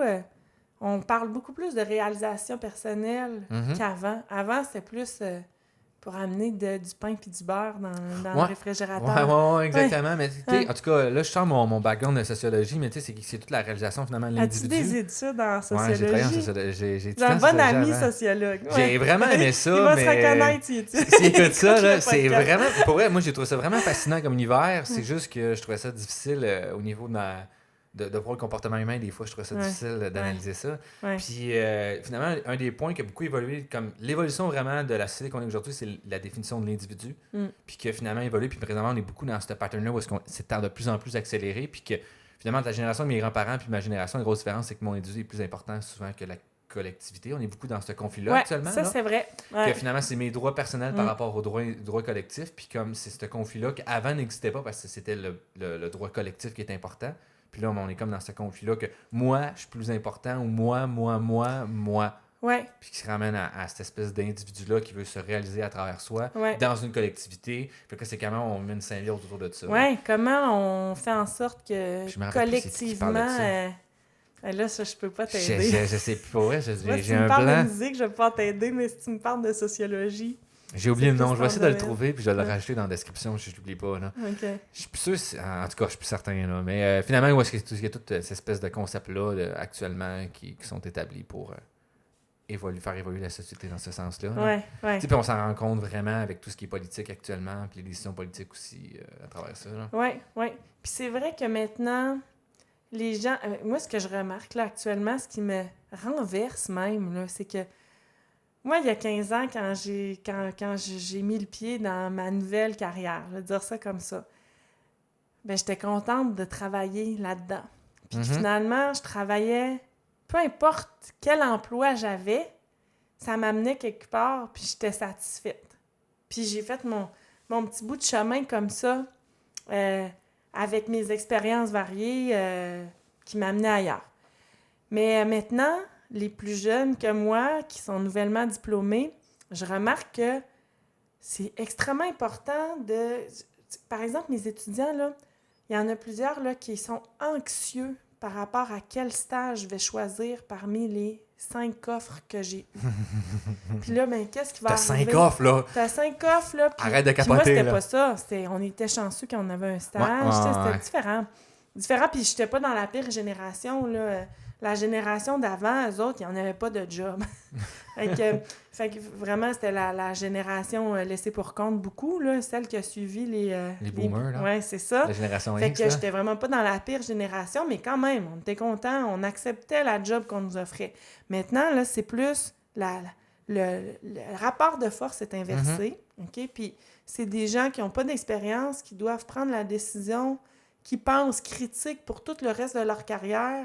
Est-ce que je vais prendre... Hey, c'est un stage, là. Arrête de capoter, est-ce que je vais prendre la bonne décision? Puis vraiment, il y a du monde anxieux. Puis là, finalement, ils s'en vont voir un coach ou quelqu'un qui... Puis là, ce coach-là recommande de prendre tel parcours pour telle raison. Puis le but ultime, c'est d'arriver vice-président ou président d'une entreprise. Est-ce que c'est vraiment ça? Premièrement, le but ultime. OK? Puis... est-ce que tu vas vraiment faire une erreur si tu suis plus ton goût premier versus si tu penses à ta progression de carrière future? Parce qu'on va se le dire, même si tu acceptes un emploi puis finalement tu fais pas tout à fait ce que tu t'étais attendu de faire dans ton rôle, est-ce que c'est mauvais? Ouais. Ben non. Puis ça t'amène autre chose, puis prends donc ce qu'on t'offre essaie de... Ouais. Chemine avec ça, puis ça va t'amener quelque part d'autre, puis ça va t'amener une expérience que d'autres n'auront pas. Puis tu vas faire ton bout de chemin comme ça, puis si t'es motivé, puis t'es passionné, ben tu vas être le premier pareil, mais dans ton... Non, mais dans ta voix à toi. Tu sais, mettons, on reprend ton parcours, tu t'es pas levé un jour, tu t'es dit... Tu sais, quand tu étais plus jeune, tu t'es dit, je voulais être musicien, mais jamais je pense que tu aurais pensé que tu allais être là où est-ce que tu es aujourd'hui. Puis c'est juste des décisions que tu prends au fur et à mesure de ton parcours. Ouais. Puis que maintenant, tu es comme, ben c'est cool ce que je suis. Ça se pourrait que je fasse autre chose plus tard. Dans 10 ans, exactement, c'est Puis ça. je trouve que c'est là notre chance, c'est que il y a certaines cultures dans le monde où est-ce qu'ils n'ont pas cette chance-là, justement, de tu prends le job, c'est ta vie, là, c'est ça. Là. Tu sais exactement ce qui t'attend à ta retraite. Tu vas te marier à 18 ans, puis tout. Là. Non, on a vraiment cette chance-là. Puis, moi, la plupart des décisions que j'ai prises de carrière, je savais même pas que je devais vraiment faire avec ça. Puis j'ai juste fait, ça a l'air le fun, je vais faire ça. Puis là, je suis là, puis je suis comme, c'est pas ce que je pensais, mais je vais j'ai découvert ça, je vais aller faire ça. C'est ça. Là, je vais aller faire ça. Puis là, un moment donné, c'est comme, on me propose des opportunités, je suis comme, laquelle je choisis? Elle a l'air intéressante, je vais faire ça. Puis là, mettons, 5 ans plus tard, c'est plus ça que je veux faire, mais c'est pas grave, là. Si tu pars avec l'idée que tu veux déjà être vice-président à 20 ans, c'est rough comme décision. Ben oui, puis je veux dire, est-ce que c'est vraiment là-dedans que tu vas te réaliser? Ça se peut que non. Ça paraît bien, mais... Ouais, c'est ça, le prestige, puis tout ce qui est associé ça, à ça. Mais là. est-ce que c'est vraiment là que tu vas que tu vas vraiment être heureux ou t'épanouir? Ou peut-être que tu vas t'épanouir ailleurs, puis tu vas trouver une meilleure satisfaction. C'est ça, fait que pour moi, il n'y en a pas juste un bon chemin. C'est que à un moment donné, on prend des décisions, puis on en reprend d'autres plus tard, puis on fait notre chemin. Chose qui te rend heureux, pour moi, c'est la motivation puis la passion qui amène plus loin plutôt que d'avoir dire, un je vais essayer de objectif dans 20 ans. Oui. C'est surtout ça. Ouais. Garder le cap 20 ans sur un objectif, c'est très... Ben oui, puis... Félicitations si tu l'as fait. En tout cas, je suis pas psychologue, là, mais... c'est malsain. C'est ça. Ça me semble malsain. Ben, je me demande, c'est mon point de vue personnel. C'est ça, moi aussi, je me questionne. Vraiment sur la sérénité ou le fondement de cette décision-là. Oui, puis d'être bien dans tes choix, puis tout ça, là. De tout prendre les conséquences, mettons, pour te rendre à ça, c'est quand même... Ça doit être lourd et difficile, mais... Je sais pas moi qui vis dans cette situation-là, puis je ne voudrais pas. Puis pour moi, en fait, puis c'est drôle, c'est une anecdote auquel je pense, là. Moi, j'ai des enfants adolescents, puis même... Ils sont pas mal sûrement là-dedans. Âge adulte, là, puis mon fils a eu l'idée d'aller musicien. Là, je me dis, merde! J'ai manqué ma shot, là. Il va être pogné de faire comme moi, là. Parce qu'évidemment, mais ils ont baigné dans la musique. Lui, il adore le métal puis le progressif. C'est un autre style de musique, mais il se donne à fond là-dedans. Puis à un moment donné, il a parlé d'être musicien. Puis là, je me dis, OK, il faut que je réagisse comment? Mais finalement, c'est... OK, mais il me disait, maman, toi, t'as fait ça. Tes études en musique, puis après ça, t'as fait autre chose. Pourquoi moi, je pourrais pas faire ça? T'as raison. T'as raison, ça confronte. Checkmate, hein? Ça confronte à mes propres choix. C'est que, effectivement, moi aussi, quand je le faisais, j'y croyais vraiment, puis je voulais le faire. Mais pourquoi lui, il n'aurait pas ce droit-là, justement? Puis il se réorientera à 25-30 ans. Il n'y en a pas de problème. C'est ça. S'il a à le faire, il le fera. Sinon, regarde, s'il est musicien, tant mieux pour lui. Puis s'il aime ça, puis qu'il est bien dans sa vie, parfait. C'est ça. Ouais. Fait que, mais oui, d'avoir des ados qui repassent par les mêmes... Ça a l'air que c'est ça que mes parents... J'ai pas d'enfants, sans surprise adolescent, mais c'est ça que mon père me dit, c'est que ça challenge pas mal de zones à l'intérieur de toi. T'es comme, OK, puis tu sais... Du coup, je pense que t'aimes tes enfants. Ça te confronte à ton propre parcours puis les propres décisions que tu as prises. Alors, est-ce que tu peux imposer à tes enfants plus de contrôle que ce que toi, t'en as eu? Non. Ouais, ça paraît spécial à appliquer, là. Ouais, c'est ça. C'est un peu bizarre spécial. De dire, mais on a toutes nos expériences qui peuvent nous amener à faire ça. Mais oui, effectivement, où t'es comme, mais toi, tu faisais ça quand t'étais jeune. Ouais, c'est vrai. C'est un petit peu difficile à dire. Ouais, OK, fais-le, vas-y. C'est ça. Fait que c'est sûr que là, quand ils démontrent... mes enfants, quand ils démontrent un intérêt pour l'exploitation des données, je suis super heureuse, mais en même temps, faut pas que je pousse. Faites comme moi, faites comme moi. Mais non, c'est ça. Ouais. Mais y en a-tu qui ont commencé à essayer de gosser l'informatique puis tout? Oui, mais mon beau-fils, lui, il est programmeur, analyste, le full stack. Donc oui, on a des bons sujets de discussion. Fait que oui, il est là-dedans. Puis mon fils, oui, il programme, il apprend, il est en secondaire 5, là, mais... il apprend quand même assez jeune, maintenant au secondaire. Même lui, c'est pas à l'école. Okay, il a pas été confronté à ça à l'école, mais c'est par intérêt. Okay.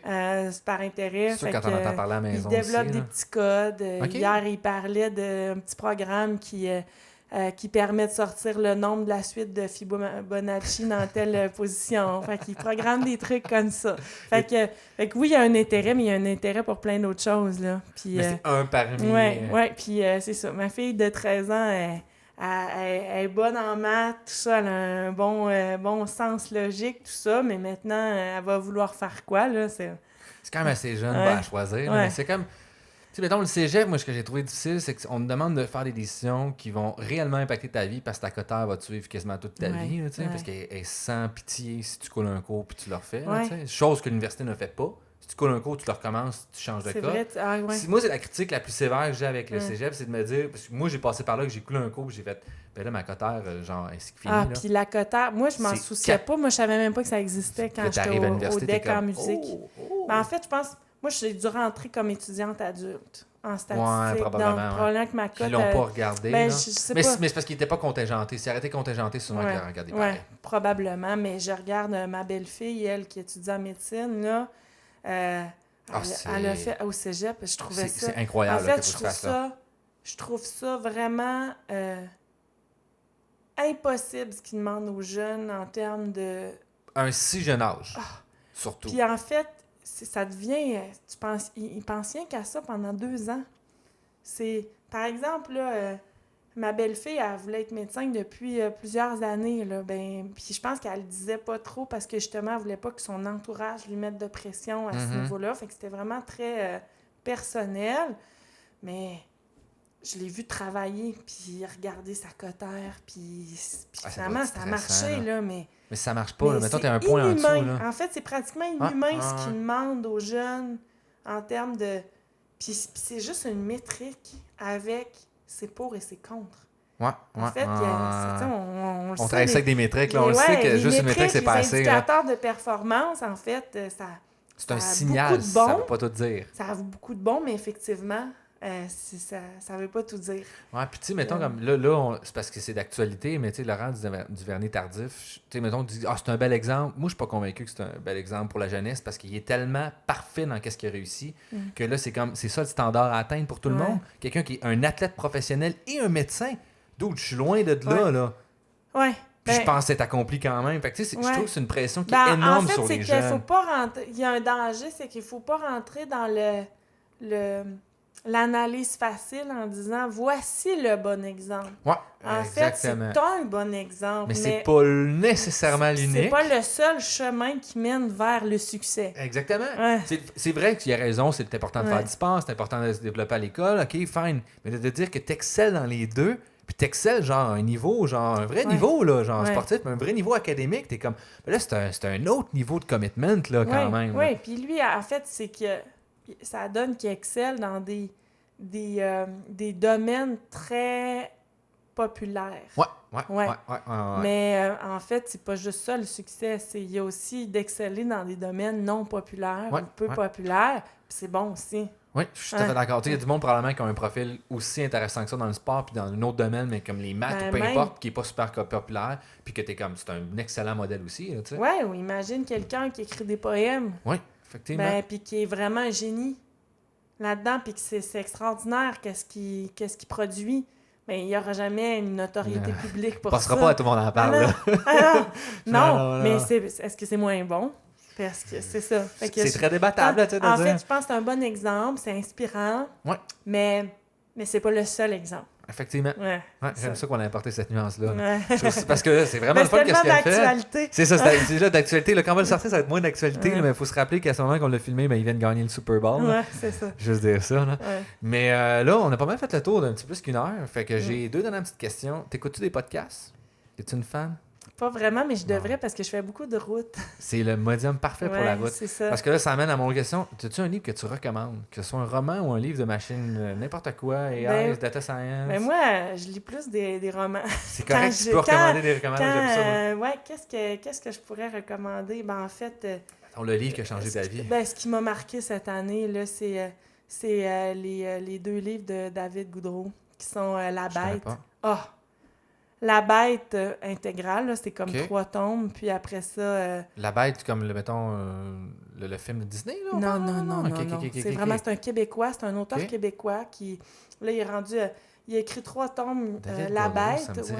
ça me dit rien. Ah, je vais t'envoyer Ah, c'est Je vraiment... vais mettre dans la description. C'est hein. un des meilleurs romans que j'ai lus Ok. dans les dernières années, ça, Ok. c'est sûr. Ouais. Puis ça, c'est C'est en 3 ça. tomes. C'est en 3 tomes, puis Ok. en fait, c'est un talent incroyable au Québec. On a de la chance Ok. d'avoir... Ouais. Ouais. Fait que vraiment, lui, et puis il en a sorti un récemment, je cherchais le nom, mais il m'est revenu en parlant Ta mort à moi. C'est Ok. vraiment incroyable comme écriture, comme intelligence. C'est un travailleur social qui est aussi poète, écrivain. Ok. Ces personnages sont très riches en termes psychologiques dans tout leur travers. Et... Ouais. Je pense que c'est là que des histoires, moi, en tout cas, je trouve sont bonnes, c'est quand tu as une profondeur dans Ah! un personnage, dans un des personnages. Ça, Là. vraiment, là, si t'as juste pas de de la temps, lecture parce que moi, j'ai pour, pas beaucoup le temps de lire, puis c'est très long avant que je finisse un Fait qu'il livre. faut que le livre vaille la peine. Oui, puis en fait, moi, je prends pas de résolution le 1er janvier, là, mais l'année dernière, pas le dernier 1er janvier, mais l'année dernière, je m'étais dit, ça fait plusieurs années qu'avec la création de l'entreprise, avec ma charge de cours à HEC, avant ça, c'était mon mémoire, ça faisait des années que j'avais pas vraiment lu. Puis là, je me suis forcée à lire des romans dans mon année, justement pour amener un peu une richesse différente, puis... Mhm. Puis tout ça, puis j'allais tenu ma résolution. C'était ma seule résolution, c'était de lire quelques romans dans l'année, puis j'étais pas sévère envers moi, là, mais j'ai lu ça C'est pas l'année genre 50 dernière. livres en Non, un an. Non, c'est ça. C'est ça, mais vraiment Mais tu sais, de 50 livres, ça de peut avoir lire. différentes De épaisseurs lire, aussi. puis pas là. juste pour préparer mes cours ou pour me Ouais, tenir à ouais. jour. Mais c'est ça, parce que moi, c'est ça, je distingue 2 formes de lecture. La Ouais. lecture que je suis obligé de faire dans le cadre de mon travail, puis la lecture que je fais pour le divertissement. Ouais, Puis habituellement, celle-là, elle va toujours être impactée par mon travail, fait que je touche pas. Mais l'autre, je me dis, lui, je veux lire tant de livres ou faire tant de choses dans l'année. Tu sais. Ou je veux lire ce livre-là cette année parce que ça fait 4 ans que je veux le lire, puis je l'ai pas lu encore. Tu sais. c'est ça. Puis en fait, c'est que je trouve que maintenant, on est paresseux. Avec toutes les séries là, sur Netflix, puis ça, là, c'est que de commencer un roman, ça demande quand même un effort de se mettre Puis de le dedans, terminer dans aussi, le livre. là. Mais surtout, je trouve, de passer le premier quart. Puis on n'est plus Ouais. habitué à faire cet effort-là. Comme... C'est vrai, ça. C'est plus... C'est vrai que d'un coup, j'ai dépassé le quart d'un livre, c'est sûr, je le finis. Là. Ouais, c'est ça. Moi, je lisais tellement adolescente, puis au primaire, je peux pas croire que je me suis décrochée de ça. Puis de Ouais. recommencer, j'ai constaté comment, finalement, c'est un effort psychologique, un effort intellectuel plus grand que d'écouter une série, ça, c'est clair. Oh, parce que tu sais, Ouais. c'est bien beau que tu lis des mots, mais à un moment donné, t'es comme, ça fait 3 pages, j'ai rien compris. Là. Faut que je Ouais. recommence, là, parce que j'étais pas concentré. Là. Ouais. Tu le vois tout de suite. Puis c'est vrai, parce que c'est vrai que moi aussi, quand j'étais jeune, je lisais beaucoup, puis il y a des histoires, je me rappelle encore, j'ai lu là, comme 10-15 ans, puis je me rappelle encore quasiment des chapitres, qu'est-ce qui se passait.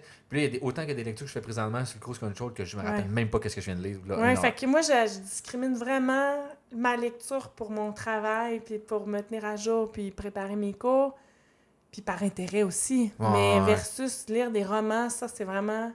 Pour moi, c'est important, puis je m'oblige à le faire. Puis, en fait, je m'oblige pas longtemps, parce qu'une fois embarqué... Ça va mieux, c'est là. ça, Mais tu sais, c'est un ça. peu se rattacher aussi au plaisir de la lecture et non juste à la nécessité de Ouais, lire, là, finalement, ouais. pour un quart de travail. Là. Ouais, Ouais, c'est ça, c'est ça. ah. Fait que, oui, maintenant, on veut que tout ce qu'on fait soit efficace, puis contribue à quelque chose de... Tu as le droit de faire des choses juste pour le fun aussi. Ouais, là. ouais, c'est ça, Puis c'est ça. si t'apportes de quoi ou non, ça, c'est pas grave. Tu regarderas ça plus tard, si ça le fait ou non. Mais il y a des livres que moi, je lis, je suis comme, c'est un bon livre. Mais moi, ce que je me suis beaucoup obligé à faire, c'est des livres dans des secteurs que je connais rien. Genre, je demande à quelqu'un, mettons, j'ai une amie qui est démographe. Je dis, donne-moi donc, c'est quoi le livre en démographie à lire? Ouais. Puis je le lis. Ouais. Puis là, ben, c'est quoi en philosophie, le livre de philosophie ou le livre de poésie? Puis là, je le lis. Même si au début, je suis comme, j'aime vraiment pas ça. Ouais. C'est pas, fais-toi. Parce que c'est pas ton... C'est ça. Exactement, mais Ouais. c'est quand même de m'ouvrir sur un autre univers que je connais pas. Peut-être que je vais faire comme, c'est hot, je vais lire tout ce qu'il fait. Ouais, c'est ça, c'est ça. Je trouve ça Mais vraiment, en intéressante. tout cas, ces romans-là, Ils sont vraiment bons. c'est un Je génie, vais les ce ajouter gars-là. à ma lecture C'est un de cette génie, année. ce gars-là. C'est sûr qu'ils vont faire un film avec ça Ok. ou une série. C'est sûr. C'est vraiment riche, mais t'es mieux de le lire avant, moi, je pense. Avant que la série sorte. Ouais, Ouais, c'est là, ça. je fais partie de C'est ces ça. gens-là que Ouais. j'aime vraiment lire les livres avant d'écouter une série. La seule que je n'ai pas faite, c'est Game of Thrones, puis je regrette justement à Ouais. cause de ça. Mais toutes les autres, je suis plus un fan de fantastique, mettons. Ouais, mais tout moi ça, aussi. là. Genre The Witcher, Après ça, là, qui ont s'en reparlerait sorti. une Là. autre fois. Moi, mon film fétiche, là, c'est la trilogie du Seigneur des Anneaux. Puis même. Eh boy, je l'écoute.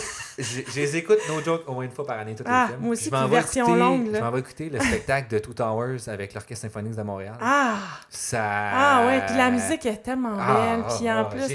Moi, je l'écoute. C'est la musique que j'écoute ça, Batman. En fait, Hans Zimmer, beaucoup. Ouais. J'écoute beaucoup ça pour travailler parce que je trouve que ça m'amène dans une zone de concentration intéressante pour ce que je vais accomplir. Ouais. Parce que c'est fait pour susciter ma concentration de film. Ils veulent m'écouter, ils veulent que j'écoute le film. Mm-hmm. Fait que j'utilise ça, mais Lord of the Ring, là. Oui, puis ils vont faire une série, écoute, hein? T'écouteras le hautbois, t'essaieras de trouver le hautbois. Il y en a pas mal dans toute cette musique du Seigneur des Anneaux. OK. Ouais. L'instrument est beaucoup grand, qui est souvent. OK. Je vais regarder ça. Mais il y a ça, puis voyons, il y en a un autre. L'autre série que j'écoute, Star Wars, évidemment, parce que je suis un geek, là, mais Star Trek, je suis moins un fan. Star Wars, Game of Thrones, non, pas Game of Thrones, c'est Lord of the Rings, puis Batman, j'écoute ça au moins une fois par année. OK. Tous les films-là. Moi, c'est vraiment le premier, là, c'est de loin Le Seigneur des Anneaux. Là, c'est mes meilleurs films à vie. C'est des films de 2000, puis ils sont très bien réalisés au des effets spéciaux. Les gars, c'est pas facile. En fait, c'est impressionnant. Pour vrai, c'est encore 2002, 2003, genre, on a fait la même. Puis tu regardes les effets spéciaux, t'es comme, c'est mieux que des films actuels à petit budget, là. Ouais. Puis ils ont fait ça avec pas tant d'argent que ça pour l'époque. Mais c'est remarquable, vraiment. Mais moi, j'avais aussi, lu le livre avant. Ils sont quand même, à part le troisième, qui est il manque une partie d'histoire à la fin quand Saruman est revenu dans la comté. Là. Ouais. Il y a tout ça qui manque, mais pour le reste, en général, l'histoire est assez adéquate avec les livres. Oui, c'est ça. Parce que là, justement, Amazon fait une série de Lord of the Rings, puis ça a l'air que la fondation, ou je suis pas sûr que c'est une fondation, mais en tout cas, ceux qui s'occupent de la propriété intellectuelle de Tolkien sont extrêmement... faut que ce soit identique au livre, sinon on sait pas. Ah oui, OK. Fait qu'il y a comme une rigueur.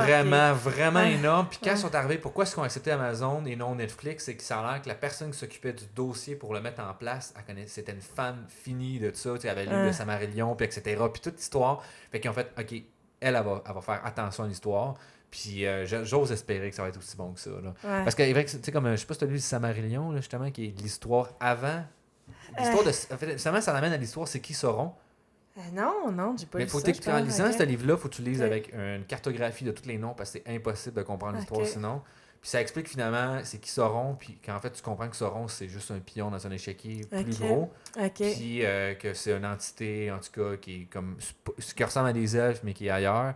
Puis là, tu passes à travers ça, puis tu dis ça, puis ton univers est encore plus large. Ah ouais, Juste ça, Je te recommande, mais pour vrai, ça prend vraiment une carte, le livre. C'était quoi le film aussi qui était sorti il y a plusieurs années, qui était très bon?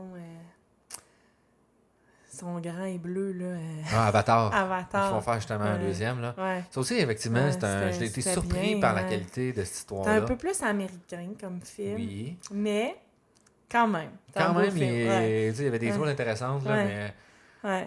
Ouais, mais là, on a fait un petit peu plus qu'une heure et demie, fait que je vais fermer ça, mais merci beaucoup. Y a-t-il une dernière chose que tu voulais nous dire? Ben non. Merci beaucoup d'être venu, c'était vraiment intéressant. Ça fait plaisir. Puis bonne fin de journée. OK.